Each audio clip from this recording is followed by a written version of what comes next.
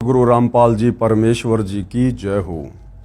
परम पिता परमात्मा सारी सृष्टि के रचनहार, कुल मालिक, असंख्य ब्रह्मांडों के स्वामी, जगत गुरु, तीनों लोकों में प्रवेश करके सबका धारण पोषण करने वाले राजाधिराज, आत्माधार, नाथों के नाथ, देवों के देव महादेव, सर्वेश्वर, महेश्वर, मृत्युंजय, अजरो अमर, आदि अनादि सनातनी प्रभु, जगत पिता जगदीश्वर, श्री श्री 1008 की उपाधि के वास्तविक अधिकारी, अकाल मूरत शब्द स्वरूपी राम वासुदेव, सर्वगतम ब्रह्म, परम पूज्य, प्रथम पूज्य, परम संत, परम पुरुष, परम धनी, परम दयालु, सत्य कबीर, हक्का कबीर, अल्लाहु कबीर, अल्लाहु अकबर, बाखबर, अल्लाह ताला, जगत के तारणहार, जगत के मुक्तिदाता, जगत के जगन्नाथ, हारे के सहारे, हिंदुओं के राम, मुसलमानों के अल्लाह, सिखों के वाहिगुरु, ईसाइयों के मसीह, दया के सागर दयानिधि, करुणा के सागर करुणानिधि,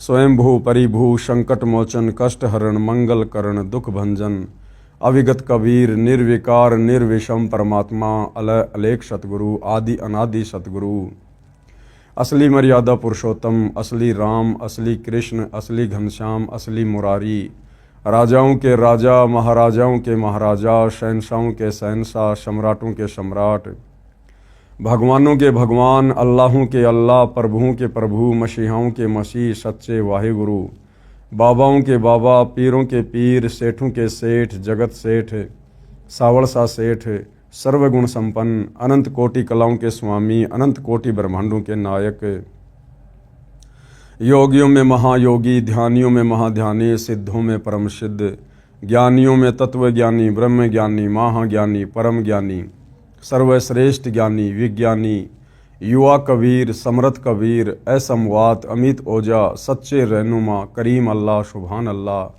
दुनिया के अंतिम पैगंबर, 8 सितंबर 1951 से गांव धनाना, जिला सोनीपत, हरियाणा, भारतवर्ष की पवित्र भूमि पे प्रकट रियल कल की भगवान श्री नारायण साकार हरि, श्री बाबा साहेब, नूर अनंत परमात्मा, सच्चे दरवेश, सच्चे बाखबर, संत श्रोमणी सतगुरु रामपाल जी परमेश्वर जी के चरण कमल में साध संगति से जुड़े हुए देश विदेश से आप और हम सभी सत्सेवक भाई बहनों का अनंत कोटि दंडवत प्रणाम।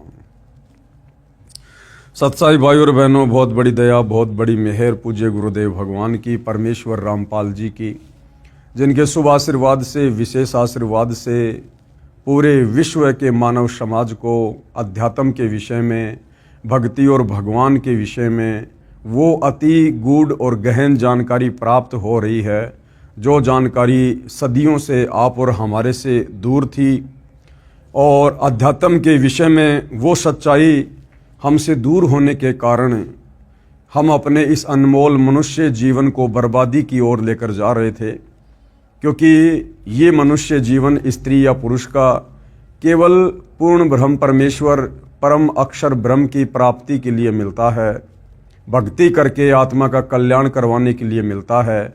और यदि हमें इस कलयुग की बिचली पीढ़ी में सतगुरु रामपाल जी धरती पर प्रकट होकर हमें अपनी शरण में लेकर शास्त्र अनुकूल सत भक्ति ना देते, तो भाई और बहनों, अगला जन्म हमारा भी 184 योनियों में निश्चित था और फिर अनंत काल के लिए हम दुर्गति को प्राप्त होते।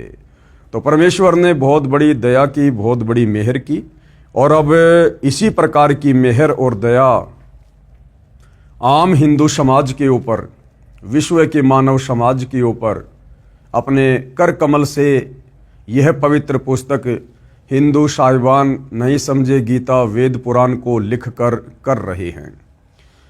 तो जो ज्ञानी आत्मा होगी, जो समझदार साधक होगा, वो विचार करेगा, चिंतन मनन करेगा, और सर्व शास्त्रों से जो प्रमाण दिखाकर इस पुस्तक में आप भाई बहनों को समझाने का प्रयास किया गया है, सर्व शास्त्रों से मिलाकर वो अवश्य विचार करेगा और सत भक्ति को अतिशीघ्र स्वीकार करेगा। तो भाई और बहनों, आज इसी श्रृंखला में पवित्र पुस्तक हिंदू साहिबान नहीं समझे गीता वेद पुराण, आज इस पर हमारा ये 21वें नंबर का वीडियो है। और पिछले वीडियो में आप जी ने देखा कि वेदों में भी पूर्ण ब्रह्म परमेश्वर कबीर देव की महिमा कलम तोड़ लिखी हुई है। परमेश्वर जब पृथ्वी पर मनुष्य रूप में प्रकट होता है, सशरीर सतलोक से चलकर आता है, तो क्या उनके लक्षण होते हैं? किस किस प्रकार की परमात्मा धरती पर प्रकट होकर लीलाएं करता है? वो सारी लीलाएं, सारे गुण, सारे लक्षण वेदों में वर्णित हैं। और जिस महापुरुष से वेदों में वर्णित परमेश्वर के विषय में लिखी गई लीलाएं मेल खाती हैं, मैच करती हैं, वही पूर्ण ब्रह्म परमात्मा है, कबीर देव है। और वो समस्त लीलाएं भाई और बहनों केवल कबीर जी के ऊपर, जो कबीर जी 650 साल पहले बनारस के काशी में लहरतारा तालाब पर कमल के विकसित फूल पर शिशु रूप में प्रकट हुए थे, उन्हीं के ऊपर फिट बैठती हैं। ना ब्रह्मा विष्णु महेश के ऊपर फिट बैठती हैं, ना अन्य देवी देवताओं पर, ना श्री राम पर, ना श्री कृष्ण जी पर। तो वेदों में परमेश्वर जी का नाम कबीर देव साफ साफ लिखा हुआ है। और जो जो महापुरुष परमेश्वर कबीर जी के संपर्क में आए, जिन्होंने सतलोक अपनी आंखों से देखा, उसके बाद उन्होंने भी सतलोक की और कबीर परमेश्वर की महिमा कलम तोड़ की है। अब आगे इसी श्रृंखला में हम बढ़ते हैं कि वेदों में और कहाँ कहाँ परमेश्वर कबीर जी के परमेश्वर होने के विषय में प्रमाण हैं। और यदि वेदों में सारे प्रमाण मिल जाते हैं तो हमें दृढ़ निश्चय, दृढ़ विश्वास हो जाना चाहिए कि वास्तव में परमात्मा कबीर जी ही हैं। हमारे धार्मिक गुरु आचार्य शंकराचार्य तत्व ज्ञान के अभाव में हमें परमेश्वर के विषय में यथार्थ जानकारी नहीं दे पाए। और जो भक्ति साधना वेद विरुद्ध वो किया करते थे, जिस वेद विरुद्ध भक्ति साधना को करने के चलते परमेश्वर के दीदार नहीं हो सकते थे, परमेश्वर दर्शन नहीं दे सकते थे, जिस कारण से उन ऋषि मुनियों ने अंत में अपना अनुभव समाज में प्रचारित कर दिया कि परमात्मा निराकार है, परमात्मा गुप्त है, परमात्मा दिखाई नहीं देता है, उसका कोई रंग रूप नहीं है। जबकि वेद इस बात की गवाही दे रहे हैं कि परमात्मा साकार है। यजुर्वेद अध्याय 5 मंत्र 1 साफ साफ कह रहा है, अग्ने तनुरसी विष्णवे तवा सोमस्य तनुरसी कबीर अंगारियसी बम्भारियसी सवर ज्योति रितधामासी, कि वो परमेश्वर सशरीर है और सबका धारण पोषण करने के लिए भी परमात्मा का एक शरीर है। और वो परमात्मा सतलोक में रहता है, रितधाम में रहता है। तो भाइयों और बहनों, तत्व ज्ञान के अभाव में हमारे धर्मगुरु भी और हम भी भगवान से कोसों दूर बैठे थे। लेकिन अब स्वयं उसी पूर्ण ब्रह्म परमात्मा ने, कबीर देव ने धरती पर तत्वदर्शी संत के रूप में प्रकट होकर अपनी महिमा बताई है और वेदों से, गीता से प्रमाणित किया है कि परमेश्वर कौन है, क्या उनका नाम है और किस भक्ति विधि से हमें उनकी प्राप्ति होगी। तो इसी श्रृंखला में आगे वेद और क्या कुछ परमेश्वर के विषय में गवाही दे रहे हैं, हम पढ़ते हैं इस पवित्र पुस्तक हिंदू साहिबान नहीं समझे गीता वेद पुराण से। देखिए फोटोकॉपी वेद मंत्रों की। संत गरीबदास जी, गांव छुडानी, जिला झज्जर, हरियाणा, भारत ने अपनी अमृतवाणी में कहा है कि गरीब ऐसा निर्मल नाम है, निर्मल करे शरीर, और ज्ञान सब मंडलीक हैं, और चकवे ज्ञान कबीर। चकवे यानी चक्रवर्ती। अर्थात संत गरीबदास जी ने कहा है कि सच्चा नाम ऐसा कारगर है जो आत्मा को निर्मल कर देता है। क्योंकि सच्चे नाम के जाप करने से, सतनाम के जाप करने से हमारी आत्मा के ऊपर जमा मैल हट जाता है, आत्मा निर्मल हो जाती है, मन हल्का हो जाता है और हमें परमेश्वर की भक्ति से वो तमाम लाभ प्राप्त होने शुरू हो जाते हैं जो परमेश्वर के विषय में शास्त्रों में वर्णित हैं। अध्यात्म ज्ञान शरीर के कष्ट भी दूर करता है। कबीर साहिब का आध्यात्मिक ज्ञान चकवे यानी चक्रवर्ती, ऑलराउंडर है। अन्य ज्ञान बाकी जितने भी साधु संत महात्मा आचार्य शंकराचार्य हैं, इन सब का ज्ञान तो मंडलीक यानी क्षेत्रीय यानी लोकवेद है, सुना सुनाया है, प्रमाणित नहीं है। संत गरीबदास जी को 10 वर्ष की आयु में परमात्मा सर्वोपरि लोक यानी सतलोक से आकर मिले थे। उनकी आत्मा को ऊपर ले गए जहां परमात्मा रहता है, सतलोक में। अब वेदों में परमेश्वर की क्या क्या महिमा है, कहाँ कहाँ क्या कुछ लिखा हुआ है। तो परमेश्वर के विषय में वेद क्या कुछ गवाही दे रहे हैं। प्रमाण ऋग्वेद मंडल 9 सूक्त 54 मंत्र 3 में कहा है कि परमेश्वर यानी परम अक्षर ब्रह्म कबीर देव सबसे ऊपर लोक में विराजमान है। विराजमान है यानी बैठे हुए हैं। अब भाई निराकार का क्या बैठेगा, क्या विराजमान होगा। बैठेगा वो, विराजमान वो होगा जो साकार है, दिखाई देता है। प्रमाण के लिए देखिए ये फोटोकॉपी इस मंत्र की, जिसका अनुवाद आर्य समाज के अनुवादकों ने ही किया है। यानी जो आर्य समाज के अनुवादक परमात्मा को निराकार कहते हैं, वो अपने अनुवाद में परमात्मा को साकार भी साबित कर रहे हैं। प्रमाण ऋग्वेद मंडल 9 सूक्त 54 मंत्र 3 अये विश्वानि तिष्ठति पुनानो भवनो परि सोमो देव न सूर्य। ये श्लोक है संस्कृत में, आप जी की आंखों के सामने देख सकते हैं। साथ में हर एक शब्द के हिंदी में अनुवाद हैं। और गुरुदेव भगवान क्या विवेचन दे रहे हैं। विवेचन ऋग्वेद मंडल 9 सूक्त 54 मंत्र 3 की फोटोकॉपी में आप देखें। इसका अनुवाद आर्य समाज के विद्वानों ने किया है। उनके अनुवाद में भी स्पष्ट है कि वह परमात्मा भुवनों परी अर्थात संपूर्ण ब्रह्मांडों के ऊर्ध्व अर्थात ऊपर, तिष्ठति यानी विराजमान है, ऊपर बैठा है। अब इस श्लोक का यथार्थ अनुवाद सतगुरु रामपाल जी ने किया है। और क्या कह रहे हैं गुरुदेव भगवान। अये मानी यह सोमदेव यानी अमर परमेश्वर। सोम यानी अमर और देव यानी परमात्मा परमेश्वर। सूर्य के नए मानी समान, विश्वानी सर्व को पुनः पवित्र करता हुआ, और भुवनों पर यानी सर्व ब्रह्मांडों के ऊर्ध्व अर्थात ऊपर, तिष्ठति यानी बैठा है। क्या कह रहे हैं गुरुदेव भगवान। भावार्थ जैसे सूर्य ऊपर है और अपना प्रकाश तथा उष्णता से सभी को लाभ दे रहा है, इसी प्रकार यह अमर परमेश्वर जिसका ऊपर के मंत्र में वर्णन किया है, सर्व ब्रह्मांडों के ऊपर बैठा है और अपनी शक्ति से, अपनी वचन शक्ति से सर्व ब्रह्मांडों का संचालन कर रहा है। जिस प्रकार सूर्य आप और हमारे से करोड़ों किलोमीटर दूर होते हुए भी पूरे संसार को उष्णता दे रहा है, गर्मी दे रहा है, प्रकाश दे रहा है, इसी प्रकार सूर्य को बनाने वाला परमात्मा क्या होगा, उसकी शक्ति क्या होगी, उसकी पावर क्या होगी। तो वो परमात्मा भी सर्व ब्रह्मांडों के ऊपर, यानी उस परमेश्वर से ऊपर फिर कोई सृष्टि नहीं है। फिर बाकी जो भी सृष्टि है इस क्षर पुरुष की यानी काल की 21 ब्रह्मांड और अक्षर पुरुष के 7 संग ब्रह्मांड उस परमेश्वर के लोक से नीचे नीचे हैं। तो वो परमात्मा धूलोक के तीसरे पृष्ठ पर यानी सतलोक के तीसरे पोर्शन में बैठकर सारी सृष्टि का संचालन कर रहा है। प्रमाण ऋग्वेद मंडल नंबर 9 सूक्त 86 मंत्र 26। संस्कृत में मंत्र आप जी की आंखों के सामने है। साथ में अनुवादकर्ताओं ने शब्दों के अर्थ भी कर रखे हैं।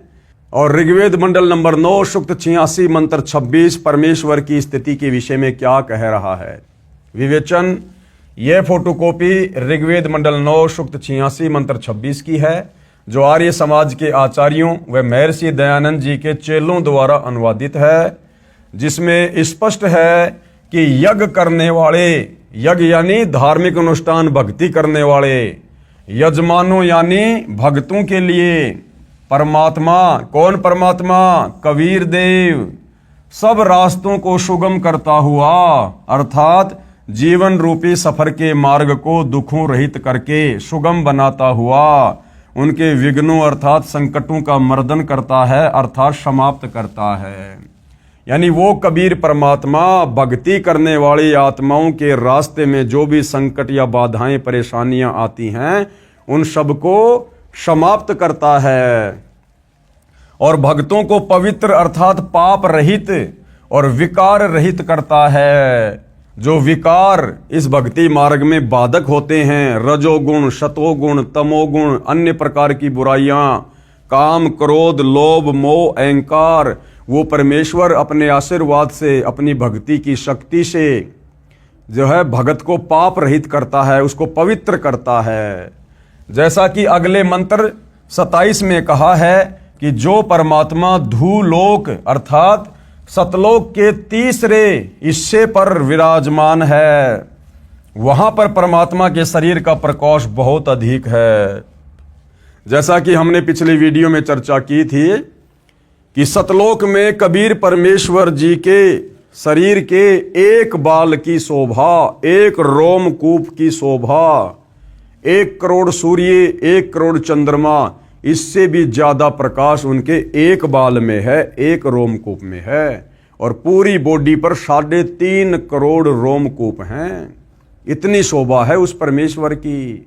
अगर वो परमात्मा अपने उसी तेजोमय शरीर में नीचे पृथ्वी पर आ जाए तो हम उनको देख भी नहीं सकते। जिस प्रकार उल्लू की दृष्टि दिन में सूर्य के प्रकाश के कारण कार्य नहीं करती है, उल्लू को कुछ भी दिखाई नहीं देता है। इसलिए वो कबीर परमात्मा अपनी अच्छी आत्माओं को मिलने के लिए, उनको शत भक्ति देने के लिए, निज लोक शतलोक में ले जाने के लिए अपने तेजोमय रूप को सरल करता हुआ, अपने तेज को कम करता हुआ, सरल करता हुआ एक आम व्यक्ति की भांति आकर यहां पर लीला करता है। उदाहरण के लिए परमात्मा के एक रोम यानी शरीर के बाल का प्रकाश करोड़ सूर्य तथा इतने ही चंद्रमाओं के मिले जुले प्रकाश से भी ज्यादा है। यदि वह परमात्मा उसी प्रकाश युक्त शरीर से पृथ्वी पर प्रकट हो जाए तो हमारी चरम दृष्टि यानी हमारी ये आंखें उन्हें देख नहीं सकती। जैसे उल्लू पक्षी दिन में सूर्य के प्रकाश के कारण कुछ भी नहीं देख पाता है, यही दशा मनुष्यों की हो जाए। इसलिए वह परमात्मा अपने रूप अर्थात शरीर के प्रकाश को सरल करता हुआ उस स्थान से जहां परमात्मा ऊपर रहता है, वहां से गति करके बिजली के समान क्रीड़ा अर्थात लीला करता हुआ चलकर आता है और श्रेष्ठ पुरुषों यानी भक्तों को मिलता है। श्रेष्ठ पुरुष कौन? जो युगों युगों से परमात्मा प्राप्ति के लिए प्रयत्न कर रहे होते हैं। परमात्मा उन महापुरुषों को, उन भक्तों को आकर मिलता है। यह भी स्पष्ट है कि आप कवि अर्थात कबीर देव हैं। और क्या नाम है उस परमात्मा का? कबीर देव। और हम उन्हें क्या कहते हैं? कबीर साहेब। प्रमाण ऋग्वेद मंडल 9 सूक्त 86 मंत्र 27। ये श्लोक आप जी की आंखों के सामने है, आप देख सकते हैं। साथ ही हर एक शब्द के सामने हिंदी में शब्दार्थ भी लिखा हुआ है, हर एक शब्द का अर्थ भी लिखा हुआ है। और क्या विवेचन दे रहे हैं गुरुदेव भगवान? विवेचन ये फोटोकॉपी ऋग्वेद मंडल 9 सूक्त 86 के मंत्र 27 की है।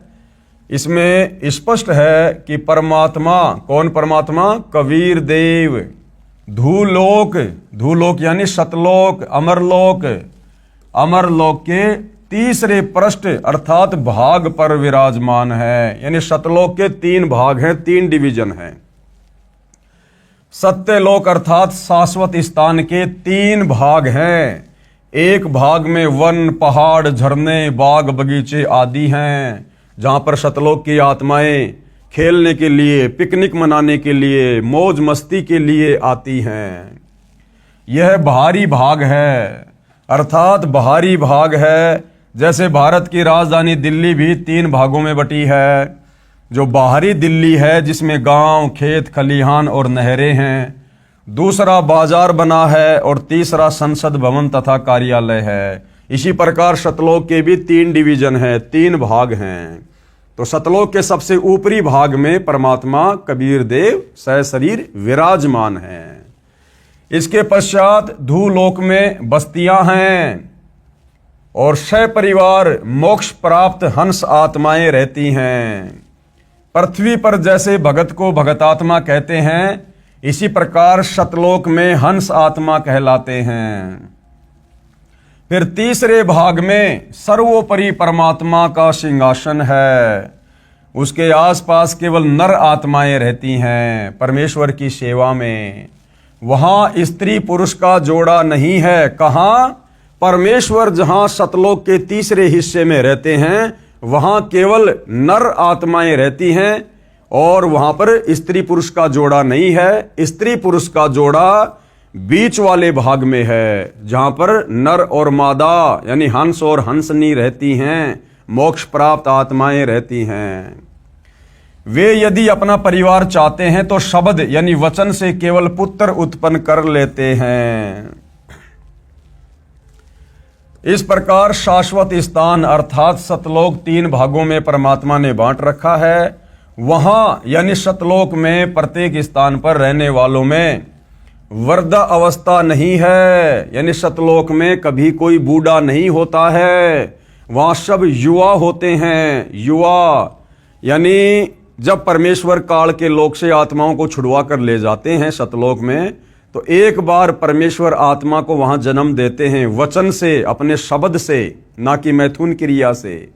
उसके बाद वो आत्मा, वो हंस आत्मा युवा होती है और फिर वो सदा युवा ही रहती है। वहां कभी बुढ़ापा नहीं है, वहां कभी भी बुढ़ापे का कष्ट नहीं है, वहां पर मृत्यु नहीं है, वहां मृत्यु नहीं है।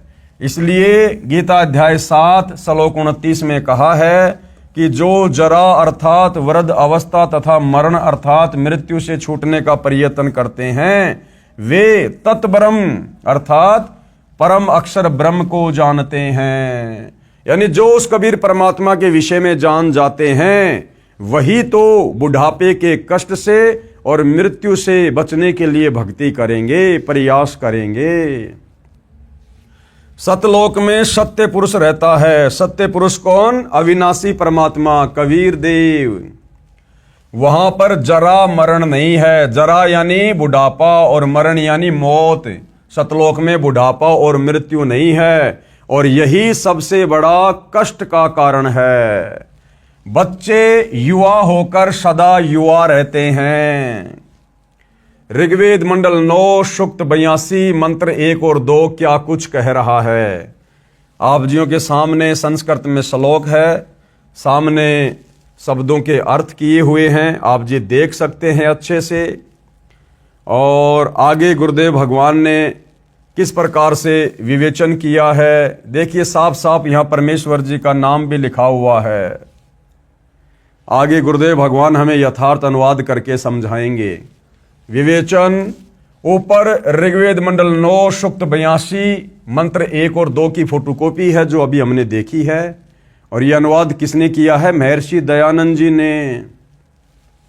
यह अनुवाद महर्षि दयानंद जी के दिशा निर्देशन से उन्हीं के चेलों ने किया है और सार्वदेशिक आर्य प्रतिनिधि सभा दिल्ली से प्रकाशित है।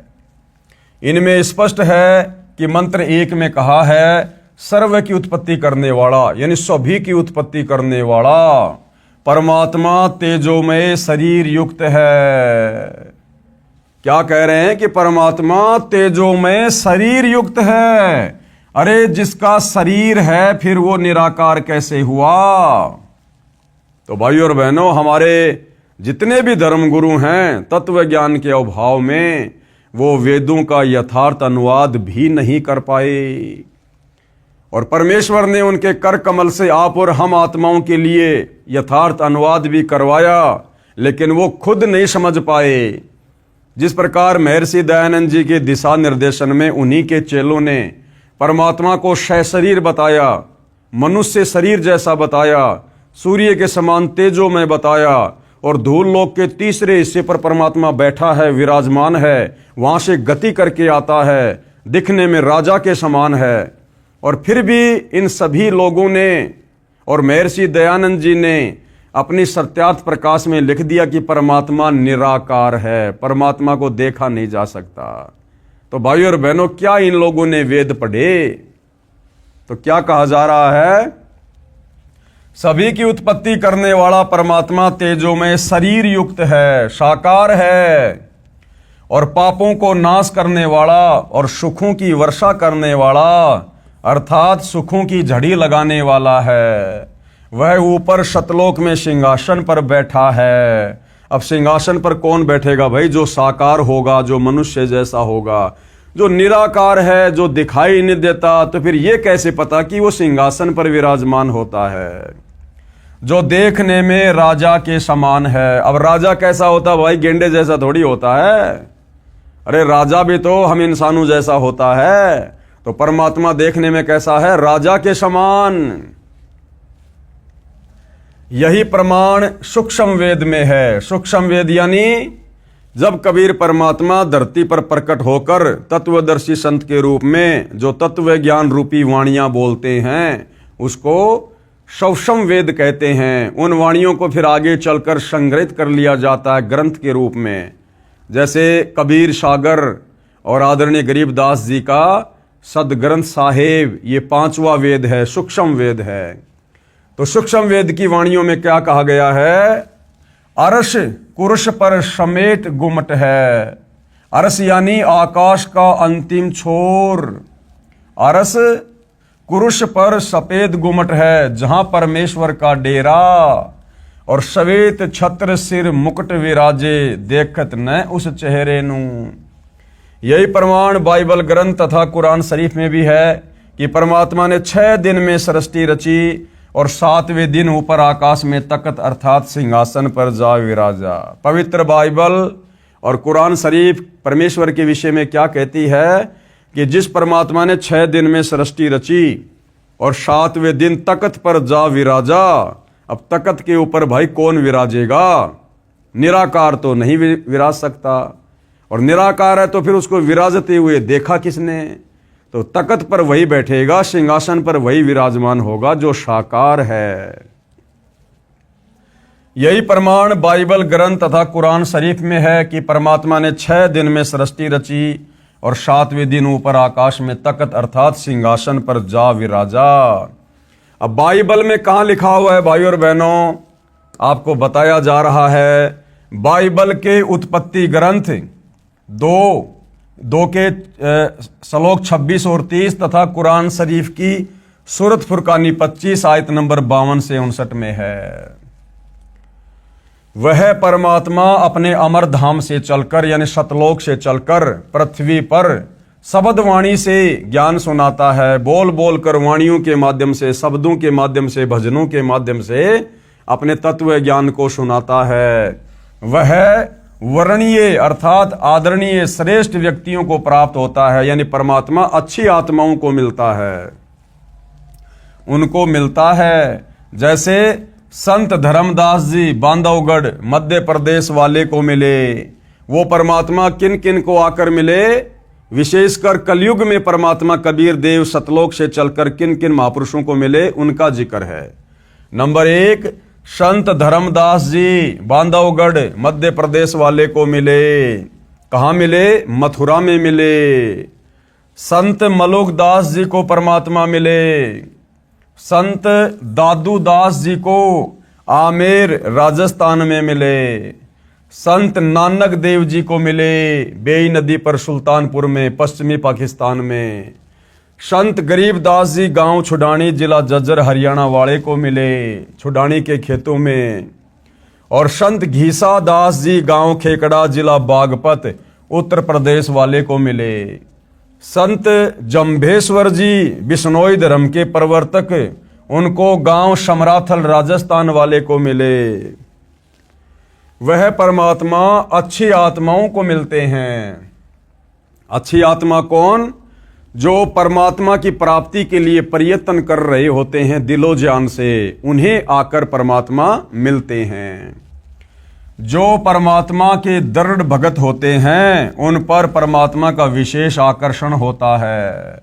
उदाहरण भी बताया है, जैसे विद्युत अर्थात आकाशीय बिजली सने वाले स्थानों को आधार बनाकर गिरती है। जैसे कांसा धातु पर बिजली गिरती है। पहले कांसी धातु के कटोरे, गिलास, थाली, बेले आदि आदि होते थे और वर्षा के समय तुरंत उठाकर घर के अंदर रखा करते थे। घर के वृद्ध कहा करते थे कि काशी के बर्तन पर बिजली अमूमन गिरती है। इसी प्रकार परमात्मा अपने प्रिय भक्तों पर आकर्षित होकर उनको मिलते हैं। अब ऋग्वेद मंडल नंबर 9 सूक्त 82 के मंत्र नंबर 2 में क्या कुछ कहा जा रहा है। मंत्र नंबर 2 में तो यह भी स्पष्ट कर दिया कि परमात्मा उन अच्छी आत्माओं को उपदेश करने की इच्छा से स्वयं महापुरुषों को मिलते हैं। उपदेश का भावार्थ है कि परमात्मा तत्व ज्ञान बताकर उनको दीक्षा भी देते हैं, भक्ति के मंत्र भी देते हैं। उनके सतगुरु भी स्वयं परमात्मा ही होते हैं। यह भी स्पष्ट किया है कि परमात्मा अत्यंत गतिशील पदार्थ अर्थात बिजली के समान तीव्रगामी होकर हमारे धार्मिक अनुष्ठानों में आ पहुंचते हैं। संत धर्मदास जी को परमात्मा ने यही कहा था कि मैं वहां पर अवश्य जाता हूं जहां धार्मिक अनुष्ठान होते हैं, क्योंकि मेरी अनुपस्थिति में काल कुछ भी उपद्रव कर देता है, जिससे साधकों की आस्था परमात्मा से छूट जाती है। मेरे रहते वह ऐसी गड़बड़ नहीं कर सकता। इसलिए गीता अध्याय 3 श्लोक 15 में कहा है कि वह अविनाशी परमात्मा जिसने ब्रह्म को भी उत्पन्न किया। ब्रह्म कौन? ब्रह्म ये 21 ब्रह्मांड का स्वामी काल ब्रह्म, जिसने गीता जी का ज्ञान श्री कृष्ण जी के शरीर में प्रेत की तरह प्रवेश करके दिया। वह ब्रह्म जो ब्रह्मा विष्णु महेश का पिता है, दुर्गा का पति है, उस अविनाशी परमात्मा कबीर देव ने इस ब्रह्म को भी उत्पन्न किया। अध्याय 3 श्लोक 15 में कहा है, कहां? गीता अध्याय 3 श्लोक 15 में कहा है कि वह अविनाशी परमात्मा यानी कबीर देव जिसने ब्रह्म को, ब्रह्म कौन? ये काल ब्रह्म, जिसने ब्रह्म को भी उत्पन्न किया और सदा ही यज्ञों में प्रतिष्ठित है, अर्थात धार्मिक अनुष्ठानों में उसी को इष्ट रूप में मानकर आरती स्तुति करनी चाहिए। और वो परमात्मा सतगुरु रूप में कहिए, चाहे जगत गुरु रूप में कहिए, चाहे तत्वदर्शी संत के रूप में कहिए, स्वयं ही सतलोक से चलकर गति करके पृथ्वी पर आते हैं। इस ऋग्वेद मंडल 9 सूक्त 82 मंत्र 2 में यह भी स्पष्ट किया है कि आप कबीर धस्से यानी कबीर देव हैं। यानी हे परमात्मा, जो आप सतलोक से चलकर गति करके बिजली के समान गति से पृथ्वी पर अपनी अच्छी आत्माओं को मिलते हैं, आप कबीर देव हैं। क्या नाम है आपका? आप कबीर देव हैं, जो सर्व को उपदेश देने की इच्छा से आते हैं। आप पवित्र परमात्मा हैं, यानी आप में कोई अवगुण नहीं है, आप में कोई जो है किसी भी प्रकार का खोट नहीं है। हमारे पापों को छुड़वाकर अर्थात नाश करके हे अमर परमात्मा, हे अविनाशी भगवान कबीर देव, आप हमको सुख दें और धूतम वशान निर्निजम परियेशी, यानी हम आपकी संतान हैं, हम आपके वचन से उत्पन्न आपके बच्चे हैं, आपकी आत्माएं हैं। हमारे प्रति वह वात्सल्य वाला प्रेम भाव उत्पन्न करते हुए उसी निर्निजम यानी सुंदर रूप को परियासी यानी उत्पन्न करें, अर्थात हमारे को अपने बच्चे जानकर जैसे पहले और जब चाहे तब आप अपनी प्यारी आत्माओं को प्रकट होकर मिलते हैं, उसी तरह हमें भी दर्शन दो। और भाइयों और बहनों, निसंदेह परमात्मा आज सर्व को दर्शन दे रहे हैं, सर्व को दर्शन दे रहे हैं प्रकट होकर। केवल उनको जानने की और पहचानने की आवश्यकता है। प्रमाण ऋग्वेद मंडल नंबर 9 सूक्त 86 मंत्र 16 से 20।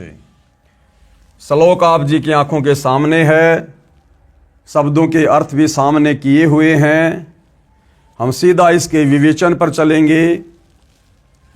ऋग्वेद मंडल 9 सूक्त 96 के मंत्र 16 में कहा कि हे परमात्मन, हे परमेश्वर, आप अपने श्रेष्ठ गुप्त नाम का ज्ञान कराइए।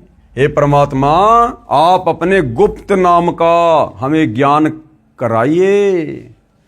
उस नाम को मंत्र 17 में बताया है कि वह कवि यानी कबीर देव है। उस सत्य पुरुष अविनाशी परमात्मा का नाम क्या है? कबीर देव।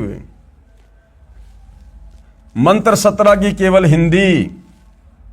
शिशुम जज्ञानम हरियंतम, यानी परमेश्वर जानबूझकर तत्व ज्ञान बताने के मकसद से शिशु रूप में प्रकट होता है। अब बताओ भाइयों और बहनों, हमारे ज्ञानहीन तत्व ज्ञानहीन धर्म गुरुओं ने वेदों को पढ़ा, तोते की तरह रटा, लेकिन वेद परमात्मा के विषय में क्या गवाही दे रहे हैं ये वो नहीं समझ पाए।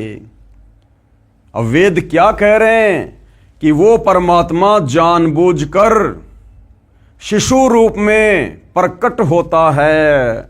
अब शिशु रूप कैसा होता भाई, बच्चे का रूप कैसा होता है, फिर परमात्मा निराकार कैसे हुआ?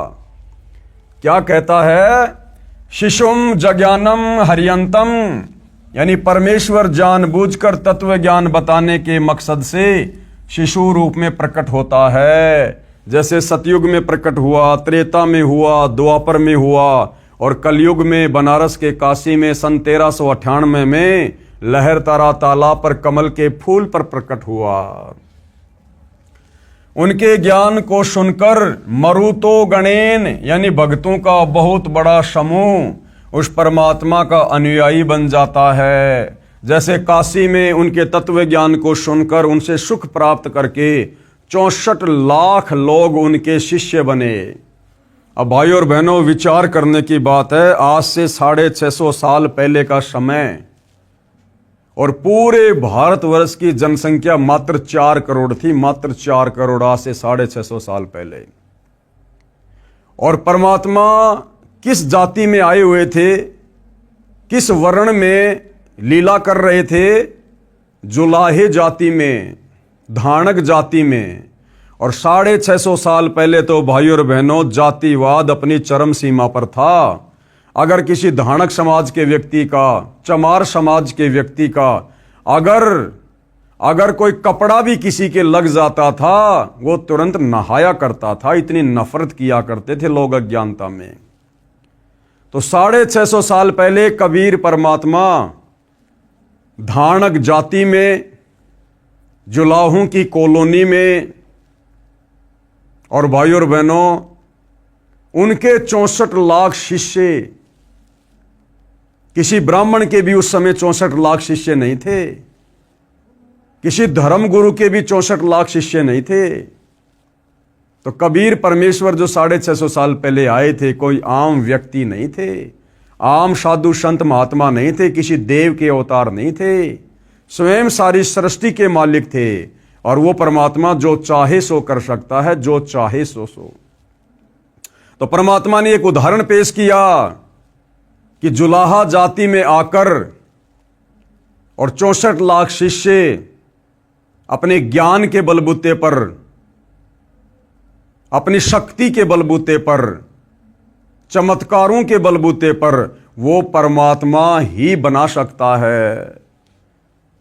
तो क्या कह रहे हैं कि भक्तों का बहुत बड़ा समूह उस परमात्मा का अनुयायी बन जाता है। मर्जंती सुबयंती वहीन, अर्थात वह ज्ञान बुद्धिजीवी लोगों को समझ में आता है, वे उस परमेश्वर की स्तुति भक्ति तत्व ज्ञान के आधार से करते हैं। यानी शास्त्र विधि को त्याग के मनमाना आचरण नहीं करते। जब तत्वदर्शी संत रूप में कबीर परमात्मा प्रकट होकर जो ज्ञान देता है, जो शास्त्र अनुकूल भक्ति होती है, उनके जो फॉलोवर हैं, जो भगत हैं, वो उसी आधार से सतभक्ति करते हैं। वह भक्ति वहीन अर्थात शीघ्र लाभ देने वाली होती है। वह परमात्मा अपने तत्व ज्ञान को काव्यना यानी कवित्व से, अर्थात कवियों की तरह दोहों, शब्दों, लोकोक्तियों, चौपाइयों द्वारा, कबीर गिरभी अर्थात कबीर वाणी द्वारा, अर्थात कबीर वाणी द्वारा, पवित्रम अतिरेभन अर्थात शुद्ध ज्ञान को ऊंचे स्वर में गरज गरज कर बोलते हैं। जैसे कबीर परमात्मा कहीं भी किसी भी चौराहे पर एक तारा लेकर ऊंची ऊंची आवाज में अपने तत्व ज्ञान का प्रचार दोहों के माध्यम से, लोकोक्तियों के माध्यम से करने लग जाते थे। वह कवि अर्थात कवि की तरह आचरण करने वाला कौन है? कबीर देव। संत यानी संत रूप में प्रकट, सोम यानी अमर परमात्मा होता है। बताओ, ऋग्वेद मंडल 9 सूक्त 96 मंत्र 17 इस बात की गवाही दे रहा है।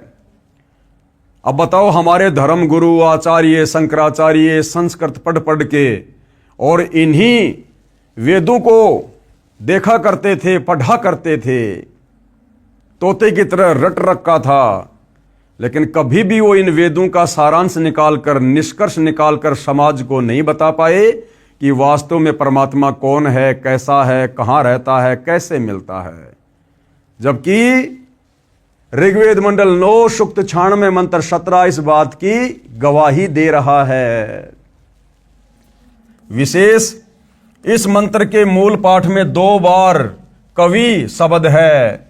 आर्य समाज के अनुवादकर्ताओं ने एक कवि का अर्थ ही नहीं किया। इस मंत्र में 2 बार ये कवि शब्द लिखा हुआ है। कवि, कबीर गिरभी 2 बार लिखा हुआ है, लेकिन जो आर्य समाज के अनुवादक हैं उन्होंने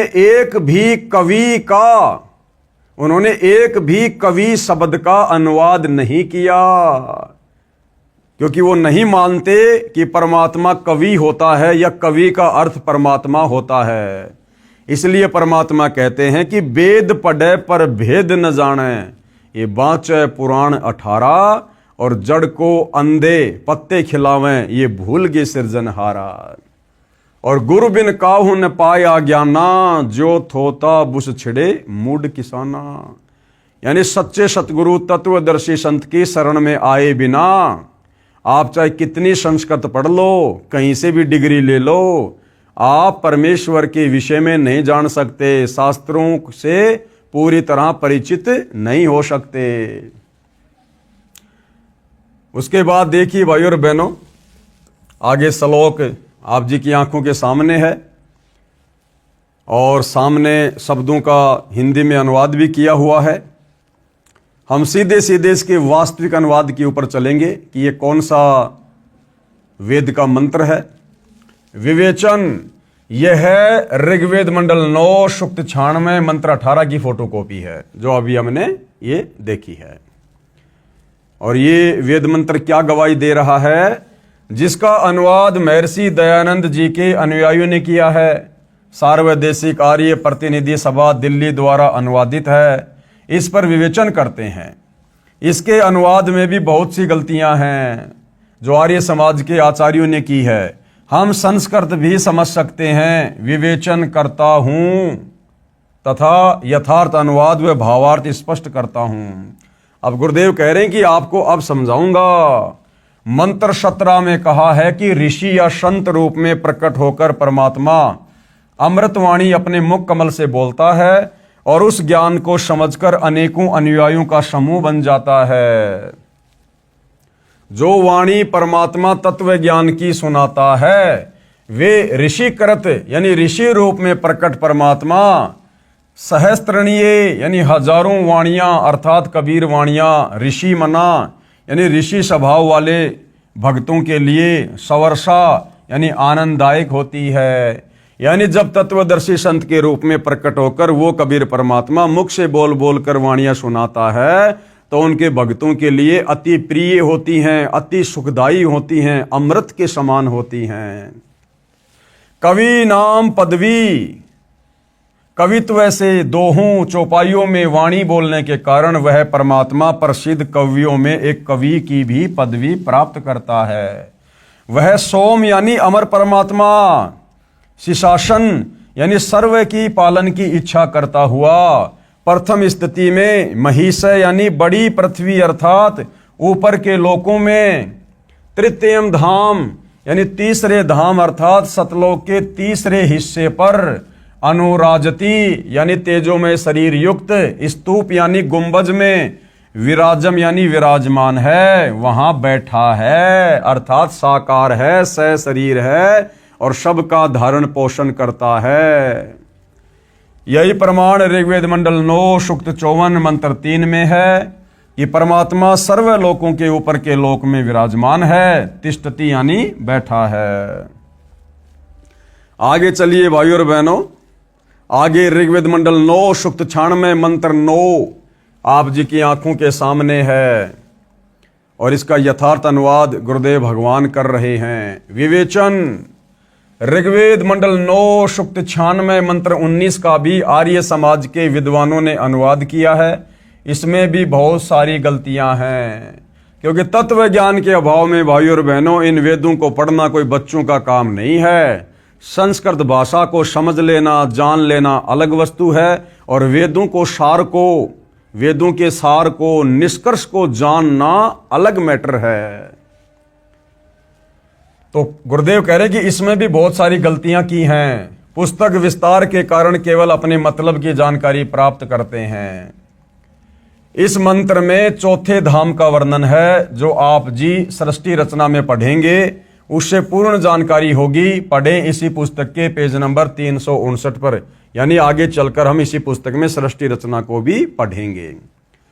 परमात्मा ने ऊपर के 4 लोक अजर अमर रचे हैं, क्योंकि आप और हम भाई बहनों को तो अच्छे से पता है कि सतलोक, अलखलोक, अगमलोक और अनामी लोक, ये ऊपर के 4 अजर अमर अविनाशी लोक हैं, जिनका कभी विनाश नहीं होता। परमात्मा ने ऊपर के 4 अजर अमर लोक रचे हैं। अनामी लोक जो सबसे ऊपर है, दूसरा अगम लोक, तीसरा अलख लोक और चौथा सत्य लोक। हम पृथ्वी लोक पर हैं। यहां से ऊपर के लोकों की गिनती करेंगे तो सबसे पहले सतलोक आएगा, फिर अलख लोक आएगा, फिर अगम लोक तथा अनामी लोक गिना जाता है। उस चौथे धाम में बैठकर, यानी सबसे ऊपर अनामी लोक में बैठकर परमात्मा ने सर्व ब्रह्मांडों व लोकों की रचना की। शेष रचना सतलोक में बैठकर की थी। आर्य समाज के अनुवादकों ने तुरिया परमात्मा अर्थात चौथे परमात्मा का वर्णन किया है। ये चौथा धाम है, उसमें मूल पाठ मंत्र 19 का भावार्थ है कि तत्वदर्शी संत चौथे धाम तथा चौथे परमात्मा का भिन्न भिन्न वर्णन करता है। कौन कर सकता है? वो तत्वदर्शी संत, धीराणाम संत, क्योंकि वो स्वयं ही परमात्मा होता है और अपने विषय में बताने के लिए, समझाने के लिए वो कबीर परमात्मा स्वयं ही पृथ्वी पर तत्वदर्शी संत के रूप में प्रकट होता है। इसलिए उनके अलावा यथार्थ जानकारी उनके विषय में और उनके अजर अमर लोकों के विषय में और कोई नहीं दे सकता है। पाठक जन कृपया पढ़ें सृष्टि रचना इसी पुस्तक के पेज नंबर 359 पर, जिसे आप जी को ज्ञान होगा कि लेखक यानी संत रामपाल जी ही वह तत्वदर्शी संत है जो तत्व ज्ञान से परिचित है। अन्यथा भाइयों और बहनों, सतयुग बीत गया, त्रेता युग बीत गया, द्वापर बीत गया, कलयुग भी शुरू हो चुका है और हमारे ऋषि महर्षि आचार्य शंकराचार्यों ने इन वेदों के अनुवाद कर करके समाज में उतार भी दिए हैं। और यदि इनके अनुवादों को देखा जाए तो इन्होंने भक्ति और भगवान के नाम पर दुनिया को केवल गुमराह किया है। जो यथार्थ सत्य जानकारी तत्वदर्शी सतगुरु रामपाल जी दे रहे हैं, ये जानकारी आप और हमें देखने को भी नहीं मिलेगी। देखने को भी किसी भी धर्म गुरु के द्वारा किए गए वेदों के अनुवाद में। आगे देखिएगा भाइयों और बहनों, ऋग्वेद मंडल 9 सूक्त 96 मंत्र 20 आप जी की आंखों के सामने है और क्या कुछ कहा जा रहा है। विवेचन ऋग्वेद मंडल 9 सूक्त 96 मंत्र 20 का यथार्थ ज्ञान जानते हैं। इस मंत्र का अनुवाद महर्षि दयानंद के चेलों द्वारा किया गया है। इनका दृष्टिकोण ये रहा है कि परमात्मा निराकार है। इन्होंने परमात्मा को निराकार मानकर ही वेदों के अर्थों का अनर्थ कर दिया, क्योंकि महर्षि दयानंद जी ने ये बात दृढ़ की है कि परमात्मा निराकार है। इसलिए अनुवादक ने सीधे मंत्र का अनुवाद घुमा फिरा कर किया है, जबकि सच्चाई बतानी चाहिए थी। जैसे मूल पाठ में लिखा है, क्या लिखा है? मरियेन शुभ्र तनवा मिर्जान अत्यहन श्रुत्वा शने धनानाम वर्षेव यूथा परिकोशम अर्शन कनी क्रैदत चंबो आविवेश है। अनुवाद, जैसे मरिये ने यानी मनुष्य सुंदर वस्त्र धारण करता है, ऐसे परमात्मा मनुष्य के समान शुभ्र तन्व यानी सुंदर शरीर मिर्जान धारण करके अत्ते यानी अत्यंत गति से चलता हुआ सनिये धनानाम यानी भक्ति धन के धनियों अर्थात पुण्य आत्माओं को प्राप्ति के लिए आता है। यूथा वर्षेव, जैसे एक समुदाय को उनका सेनापति प्राप्त होता है, ऐसे वह परमात्मा संत व ऋषि रूप में प्रकट होता है तो उसके बहुत संख्या में अनुयायी बन जाते हैं और परमात्मा उनका गुरु रूप में मुखिया होता है।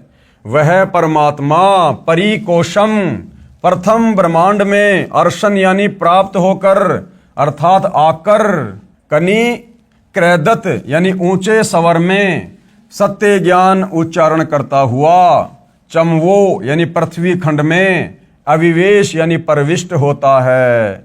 अर्थात सीधा सीधा क्या मतलब है, जैसे पूर्व में वेद मंत्रों में कहा है कि परमात्मा ऊपर के लोक में रहता है, वहां से गति करके अपने रूप को अर्थात शरीर के तेज को सरल करके पृथ्वी पर आता है।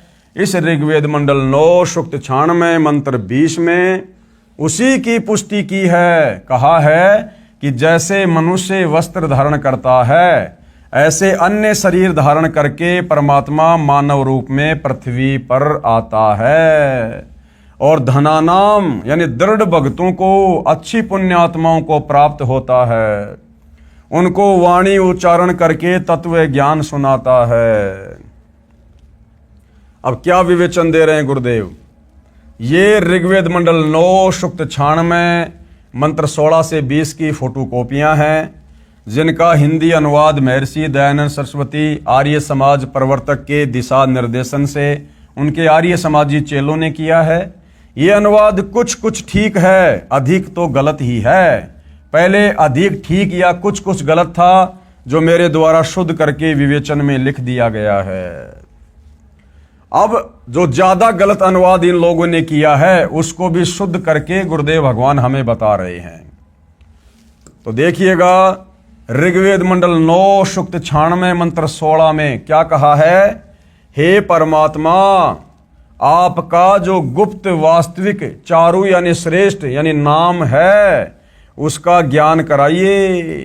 प्रिय पाठकों, जैसे भारत के राजा को प्रधानमंत्री कहते हैं, यह उनकी पदवी का प्रतीक है।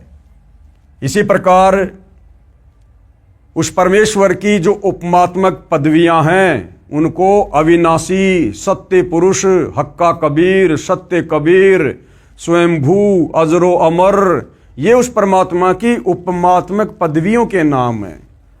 परंतु परमेश्वर का नाम अन्य है, इसलिए यहां कहा जा रहा है कि हे परमेश्वर, आप अपने गुप्त वास्तविक नाम का हमें ज्ञान कराइए। तो गुरुदेव समझा रहे हैं कि जैसे भारत के राजा को प्रधानमंत्री भी कहते हैं, यह तो उनकी पदवी का प्रतीक है, उनका वास्तविक नाम कोई अन्य ही होता है। जैसे पहले प्रधानमंत्री जी पंडित जवाहरलाल नेहरू जी थे, जवाहरलाल उनका वास्तविक नाम है। इस मंत्र 16 में कहा है कि हे परमात्मा, आपका जो वास्तविक नाम है, जो असली नाम है, वह श्रोत्रम ही यानी उपासना करने का, स्व आयुध यानी भक्ति करने का आपका जो वास्तविक नाम है, स्वचालित शस्त्र के समान पूयमान यानी अज्ञान रूपी गंध को नाश करके जो पाप नाशक है, आप अपने उस सत्य मंत्र का हमें ज्ञान कराइए। देव सोम यानी हे अमर परमेश्वर, आपका वह मंत्र श्वासों द्वारा नाक आदि गा यानी इंद्रियों से, वशुम अभि यानी श्वास श्वास से जपने से, शप्तिरेव शक्ति इव यानी विद्युत जैसी गति से अर्थात शीघ्रता से, अभिवाज यानी भक्ति धन से परिपूर्ण करके, सर्वशामी यानी ऐश्वर्य को तथा मोक्ष को प्राप्त कराइए। प्रिय पाठकों से निवेदन है कि इस ऋग्वेद मंडल 9 सूक्त 96 मंत्र 16 के अनुवाद में बहुत सी गलतियां थी जो शुद्ध कर दी गई हैं। प्रमाण के लिए मूल पाठ में अभिवाद शब्द है, इसका अनुवाद नहीं किया गया। इसके स्थान पर अभिगमे शब्द का अर्थ जोड़ा है जो मूल पाठ में नहीं है। विवेचन, ऋग्वेद मंडल 9 सूक्त 96 मंत्र 17 के अनुवाद में भी बहुत सी गलतियां हैं जो आर्य समाजियों द्वारा अनुवादित है। अब शुद्ध करके लिखता हूं। अब गुरुदेव शुद्ध करके लिख रहे हैं। जैसा कि पूर्वोक्त ऋग्वेद मंडल 9 सूक्त 86 तथा 82 के मंत्रों में प्रमाण है कि परमात्मा अपने शाश्वत स्थान से जो धूल लोक के तीसरे स्थान पर विराजमान है, वहां से चलकर पृथ्वी पर जानबूझकर किसी खास उद्देश्य से प्रकट होता है। परमात्मा सर्व ब्रह्मांडों में बसे प्राणियों की परवरिश 3 स्थिति में करते हैं। पहली स्थिति क्या है? परमात्मा ऊपर सत्यलोक अर्थात अविनाशी धाम में सिंहासन तख्त पर बैठकर सर्व ब्रह्मांडों का संचालन करते हैं। दूसरी स्थिति क्या है? जब चाहे साधु संत के रूप में अपने शरीर का तेज सरल करके अच्छी आत्माओं को मिलते हैं।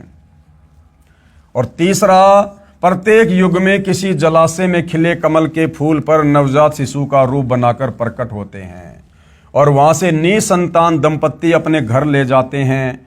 बचपन से ही वह परमात्मा अपना वास्तविक भक्ति ज्ञान, जिसे तत्व ज्ञान भी कहते हैं, चौपाइयों, दोहों, साखियों व कविताओं के रूप में सुनाते हैं।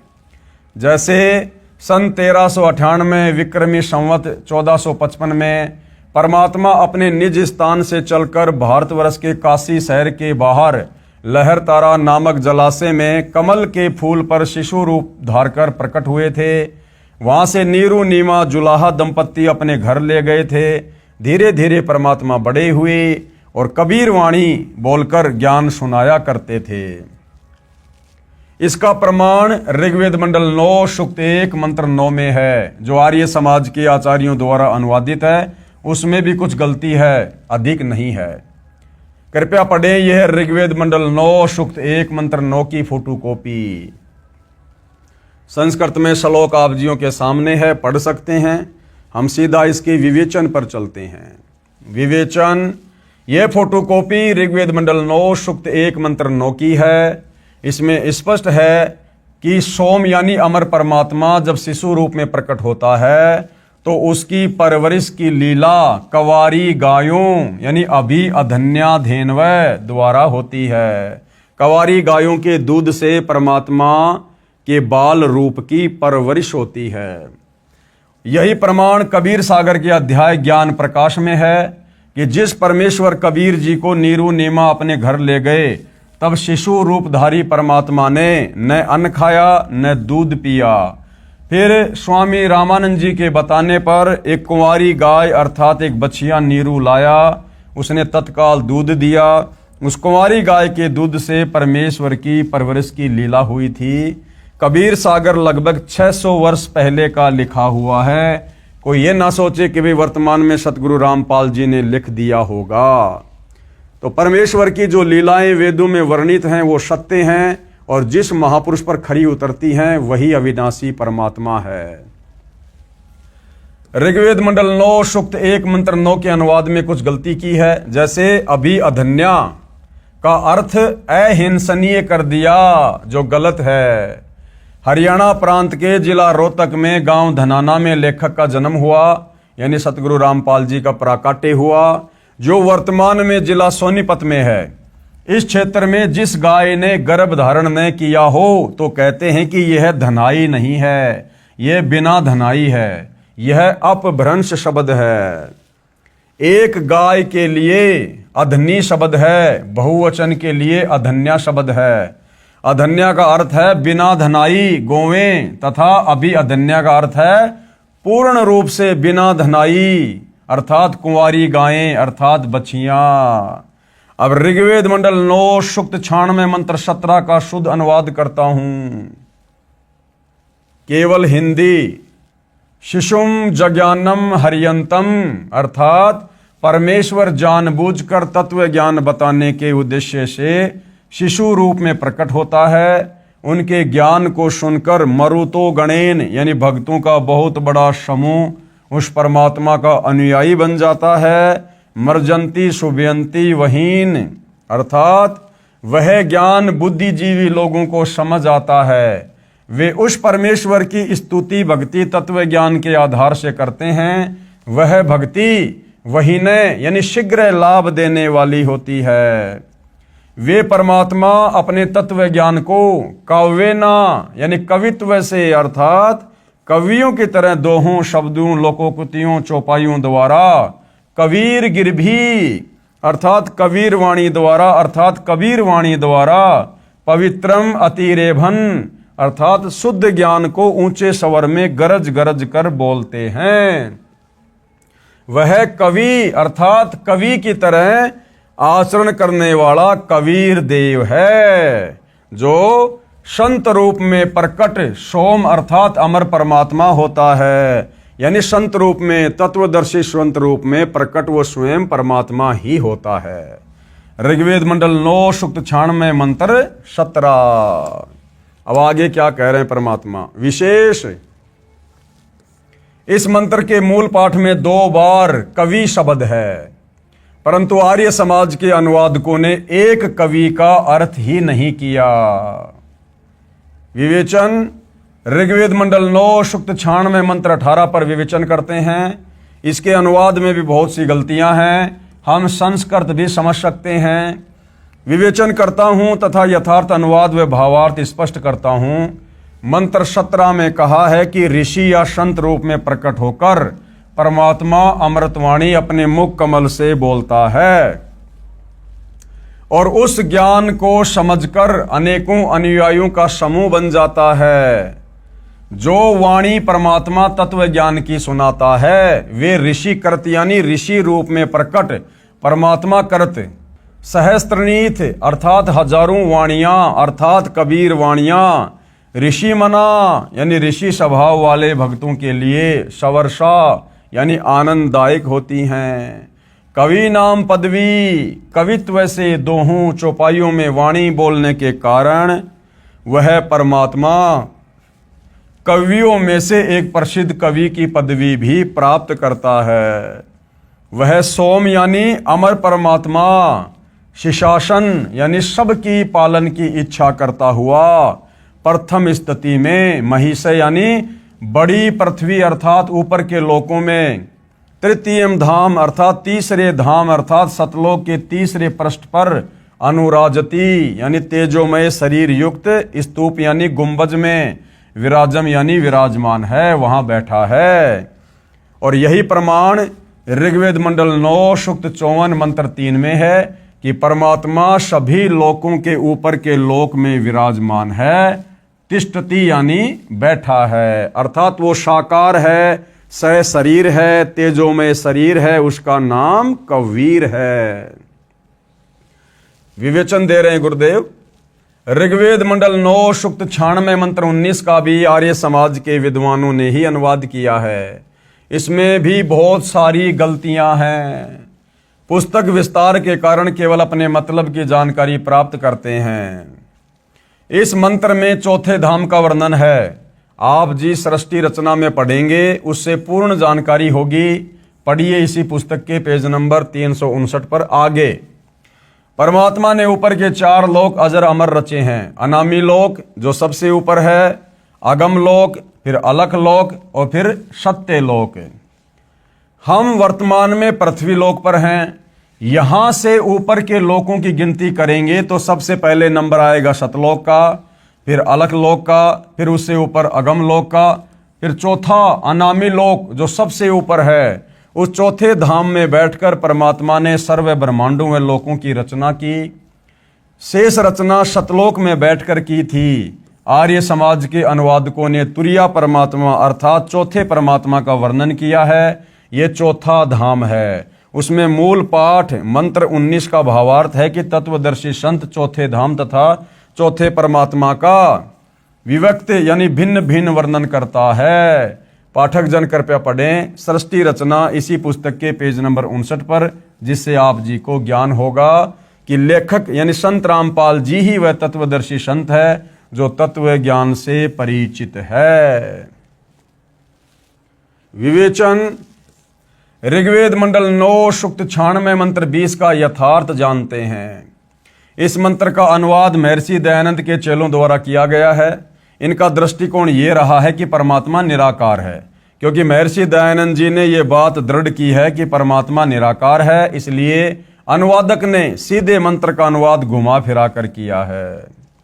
जैसे मंत्र 20 के मूल पाठ में लिखा है, ये संस्कृत में श्लोक आप जियों के सामने है और अनुवाद यहाँ किया जा रहा है कि मनुष्य जैसे सुंदर वस्त्र धारण करता है, ऐसे परमात्मा सुंदर शरीर धारण करके अत्यंत गति से चलता हुआ भक्ति धन के धनियों अर्थात पुण्य आत्माओं को प्राप्ति के लिए आता है। जैसे एक समुदाय को उसका सेनापति प्राप्त होता है, ऐसे वह परमात्मा संत व ऋषि रूप में प्रकट होता है तो उसके बहुत संख्या में अनुयायी बन जाते हैं और परमात्मा उनका गुरु रूप में मुखिया होता है। वह परमात्मा प्रथम ब्रह्मांड में प्राप्त होकर अर्थात आकर ऊंचे स्वर में सत्य ज्ञान उच्चारण करता हुआ पृथ्वी खंड में प्रविष्ट होता है, यानी पृथ्वी पर प्रकट होता है। भावार्थ, जैसे पूर्व में वेद मंत्रों में कहा है कि परमात्मा ऊपर के लोक में रहता है, वहां से गति करके पृथ्वी पर आता है और अपने रूप को अर्थात शरीर के तेज को सरल करके आता है। इस ऋग्वेद मंडल 9 सूक्त 96 मंत्र 20 में उसी की पुष्टि की है।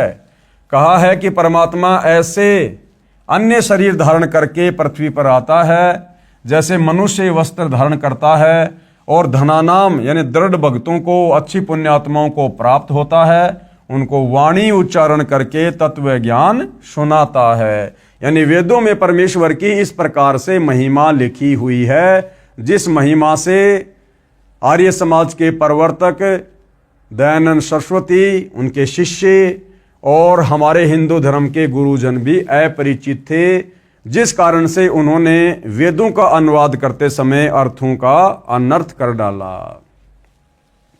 आगे देखिए प्रमाण ऋग्वेद मंडल नंबर 9 सूक्त 95 मंत्र 2 संस्कृत में श्लोक आप जियों के सामने है, देख सकते हैं। हम सीधे इसके अनुवाद पर चलेंगे। ऋग्वेद मंडल 9 सूक्त 95 मंत्र 2 का अनुवाद महर्षि दयानंद के चेलों ने किया है, जो बहुत ठीक किया है।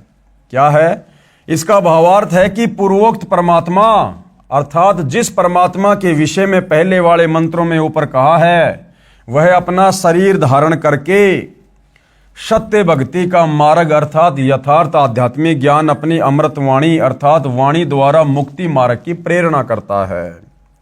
वह मंत्र ऐसा है जैसे नाविक नौका में बैठाकर पार कर देता है, ऐसे ही परमात्मा सत्य भक्ति मार्ग रूपी नौका के द्वारा भगत को संसार रूपी दरिया से पार करता है। वह सब देवों का देव अर्थात सब प्रभुओं का प्रभु परमेश्वर वाणी रूपी ज्ञान यज्ञ के लिए गुप्त नामों का आविष्कार करता है, यानी भक्ति के गुप्त मंत्रों का आविष्कार भी वो परमात्मा संत रूप में आकर खुद ही करता है। अर्थात जैसे गीता अध्याय 17 श्लोक 23 में ओम तत् सत, इसमें तत् तथा सत ये गुप्त हैं जो उसी परमेश्वर ने मुझे यानी संत रामपाल जी को बताए हैं, उनसे ही पूर्ण मोक्ष संभव है। सूक्ष्म वेद में परमेश्वर ने कहा है, सूक्ष्म वेद यानी 5वां वेद कबीर वाणी, कि सोहम शब्द हम जग में लाए और सार शब्द हम गुप्त छिपाए। सोहम शब्द परमात्मा कहते हैं कि हम ही जग में यानी संसार में लेकर आए थे। कबीर परमेश्वर जी से पहले किसी भी धर्म के धर्मशास्त्र में सोहम शब्द आपको देखने सुनने को नहीं मिलेगा। और जो सार शब्द है उस परमात्मा का वास्तविक मुक्ति मंत्र है, कहते हैं वो तो हमने गुप्त छुपा रखा है, वो तो हम उसी को देंगे जिसको सतलोक लेकर जाना होगा। सोहम शब्द हम जग में लाए, सार शब्द हम गुप्त छिपाए। भावार्थ, परमेश्वर ने स्वयं सोहम शब्द भक्ति के लिए बताया है। यह सोहम मंत्र किसी भी प्राचीन ग्रंथ वेद, गीता, कुरान, पुराण तथा बाइबल में नहीं है। फिर सूक्ष्म वेद में कहा है कि भाई सोहम ऊपर और है, सत सुकृत एक नाम, कि सोहम के ऊपर फिर एक मंत्र और है जिसको सत कहा जाता है। और सब हंसों का जहां बास है, बस्ती है बिन ठाम। भावार्थ, सोहम नाम तो परमात्मा ने प्रकट कर दिया, आविष्कार कर दिया, परंतु सार शब्द को गुप्त रखा था, और वो सार शब्द अब सतगुरु रामपाल जी ने प्रकट किया है और अपनी योग्य भगतात्माओं को देंगे। अर्थात वेदों में जो लिखा है कि वो परमात्मा संत रूप में आकर स्वयं ही भक्ति के मंत्रों का आविष्कार करता है, तो ये परमात्मा चारों युगों में आते हैं। तो सोहम मंत्र तो परमेश्वर जी ने पहले आके प्रकट कर दिया। अब वर्तमान में वही कबीर परमात्मा धरती पर संत रामपाल जी के रूप में प्रकट हैं, जो अब उस शत मंत्र का आविष्कार करके आप और हमें देंगे।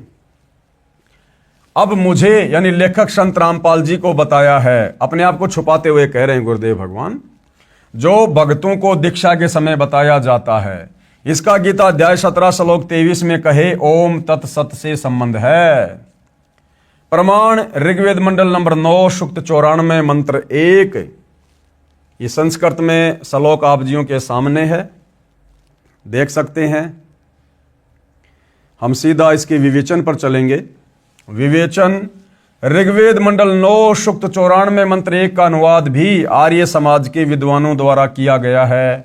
पुस्तक विस्तार को ध्यान में रखते हुए उन्हीं के अनुवाद से अपना मत सिद्ध करते हैं। जैसे पूर्व में लिखे वेद मंत्रों में बताया गया है कि परमात्मा अपने मुख कमल से वाणी उच्चारण करके तत्व ज्ञान बोलता है। लोकोक्तियों के माध्यम से, कवित्व से, दोहों, शब्दों, साखियों, चौपाइयों के द्वारा वाणी बोलने से प्रसिद्ध कवियों में से भी एक कवि की उपाधि प्राप्त करता है, और उसका नाम कबीर देव अर्थात कबीर साहिब है। इस ऋग्वेद मंडल नंबर 9 सूक्त 94 मंत्र 1 में भी यही स्पष्ट है कि जो सर्वशक्तिमान परमेश्वर है वह कव्यन वर्जम ने यानी कवियों की तरह आचरण करता हुआ पृथ्वी पर विचरण करता है। प्रमाण ऋग्वेद मंडल 9 सूक्त 20 मंत्र 1।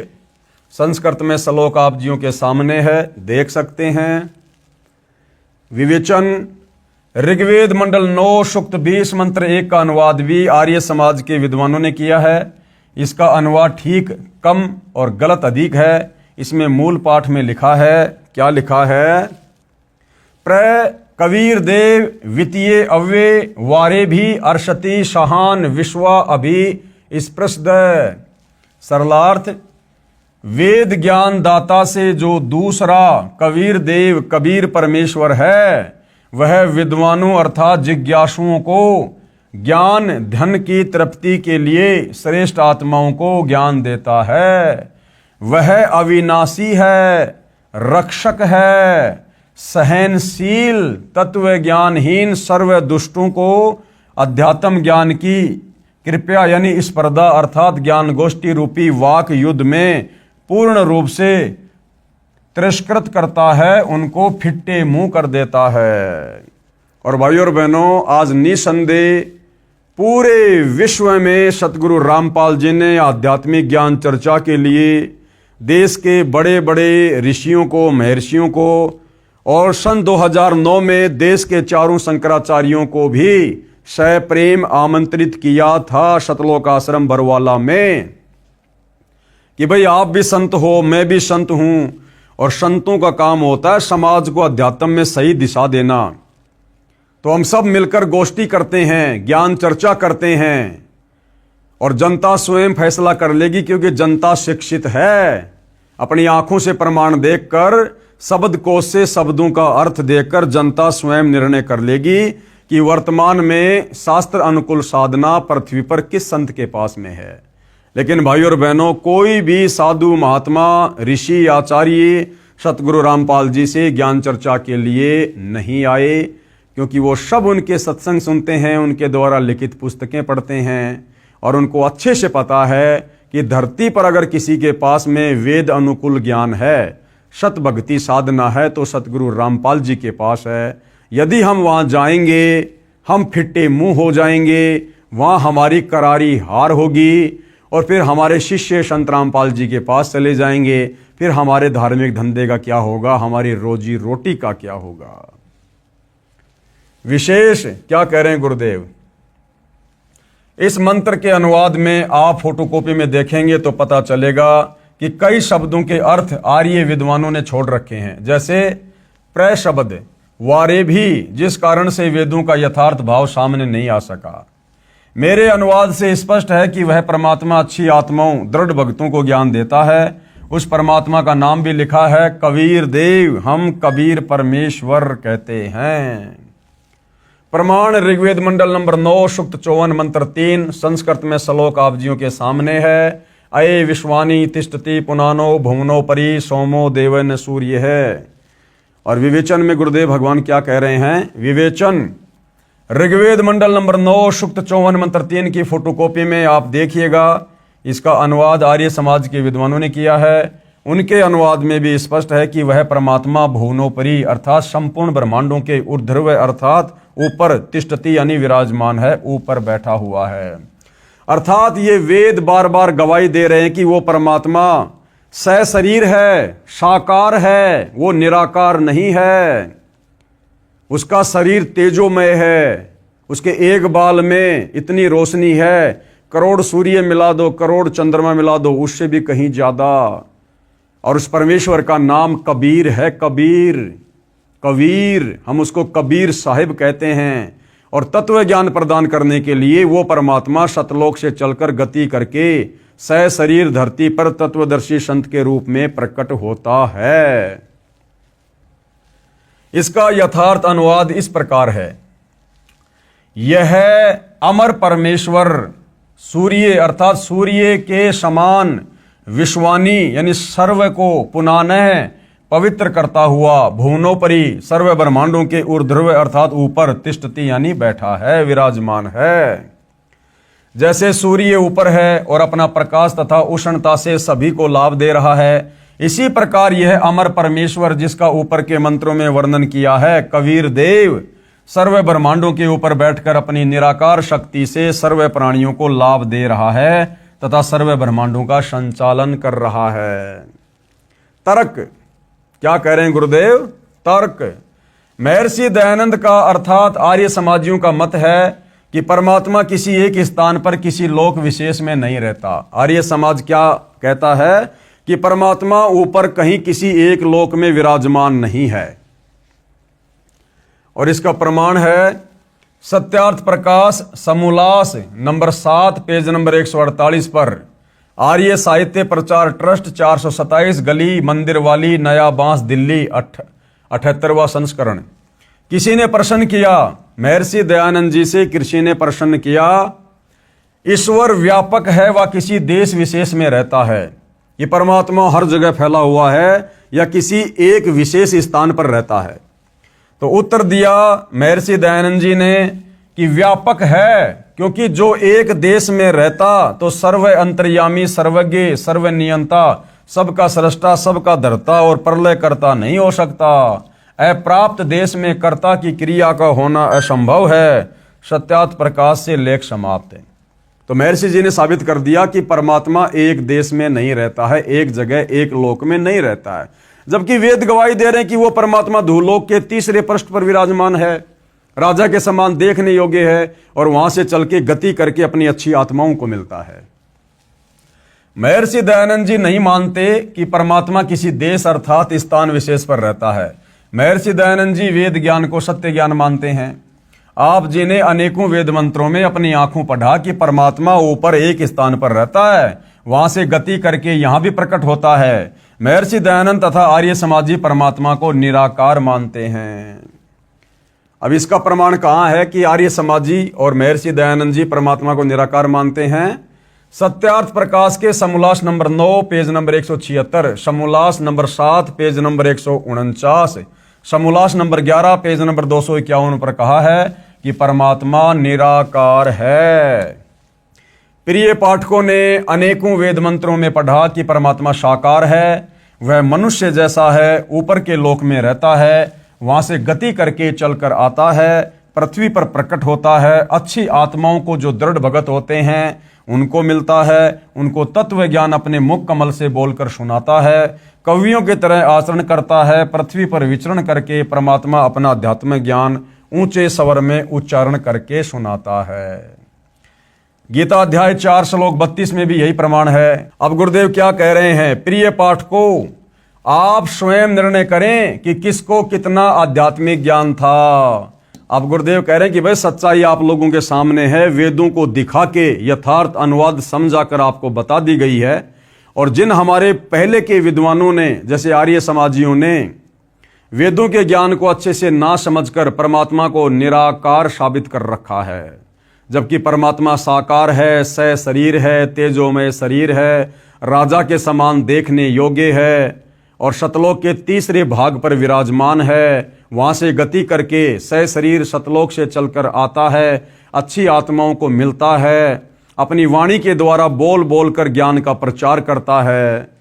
और महर्षि दयानंद जी कहते हैं कि परमात्मा निराकार है और किसी एक जगह पर नहीं रहता है। तो बताओ भाई, महर्षि दयानंद जी झूठे हैं या फिर ये वेद झूठे हैं? तो वेद तो झूठे हो नहीं सकते, हमारी आंखों के सामने हैं। तो झूठे कौन है? जो वेदों को समझ नहीं सके। अब गुरुदेव क्या कह रहे हैं कि प्रिय पाठकों, आप स्वयं निर्णय करें कि किसको कितना आध्यात्मिक ज्ञान था। विशेष आश्चर्य यह है कि वेद मंत्रों का अनुवाद भी महर्षि दयानंद जी तथा उनके चेलों आर्य समाजियों ने किया हुआ है, जिसमें उनके मत का विरोध है। निवेदन, अब गुरुदेव भगवान क्या कह रहे हैं, वेद मंत्रों की फोटोकॉपियां लगाने का उद्देश्य यह है कि यदि मैं, कौन, लेखक संत रामपाल जी, अनुवाद करके पुस्तक में लगाता तो अन्य व्यक्ति ये कह देते कि संत रामपाल जी को संस्कृत भाषा का ज्ञान नहीं है, इसलिए इनके अनुवाद पर विश्वास नहीं किया जा सकता। अब यह शंका उत्पन्न नहीं हो सकती, अब तो यह दृढ़ता आएगी कि संत रामपाल जी ने जो वेद मंत्रों का अनुवाद किया है वह यथार्थ है, क्योंकि आज का युवा शिक्षित है, आज का मनुष्य शिक्षित है, विचार कर सकता है, शब्दों के अर्थों को देख सकता है डिक्शनरी में, गूगल पर, और अपनी आंखों से फिर वो अनुवाद को ठीक तरीके से समझ सकता है। तो भाई सतगुरु रामपाल जी को वैसे तो आवश्यकता नहीं थी, क्योंकि ये तो धीराणाम संत है, तत्वदर्शी संत है भाई। स्वयं पूर्ण ब्रह्म परमात्मा धरती पर प्रकट है मनुष्य के रूप में, लेकिन आप और हम अज्ञानियों को समझाने के लिए उन्होंने जो है वेद के श्लोकों की फोटोकॉपी को यहां लगाना पड़ा, ताकि हम विश्वास कर सके कि हाँ, सतगुरु रामपाल जी अपनी तरफ से नहीं बता रहे, बल्कि वही बता रहे हैं जो सारा सब कुछ यहां पर हमारे पूर्व के ऋषि मुनियों ने, साधु संतों ने और महर्षि दयानंद सरस्वती जैसे लोगों ने वेदों का अर्थ किया हुआ है, श्लोकों का अनुवाद किया हुआ है। अब भाई और बहनों, परमात्मा को जानने में, पहचानने में हमने तनिक भी देरी नहीं करनी चाहिए। ये मनुष्य जन्म परमात्मा ने हमें इसीलिए दिया भाई और बहनों, ताकि हम इसका भक्ति करके सदुपयोग कर सकें। अन्यथा भाई और बहनों, खाना पीना, बच्चे पैदा करना, सारा दिन दो रोजी रोटी के लिए भटकना भरमना, ये काम तो सभी कर रहे हैं, जानवर भी कर रहे हैं, जानवर भी यही करते हैं, वो भी बच्चे पैदा करते हैं। एक चिड़िया बाद में खाना खाएगी, पहले अपने बच्चे को लाके खिलाएगी। एक कुतिया के बच्चों को हम छेड़ेंगे, परेशान करेंगे, वो भी काटने को दौड़ेगी। मोह ममता बच्चों के प्रति उसमें भी है, और सारा दिन एक रोटी के टूक के लिए वो भी भटकती रहती है। इंसान भी सारा दिन तरह तरह के कार्य करता है रोजी रोटी के लिए, अंत में वो जानवर भी मर जाता है, इंसान भी मर जाता है।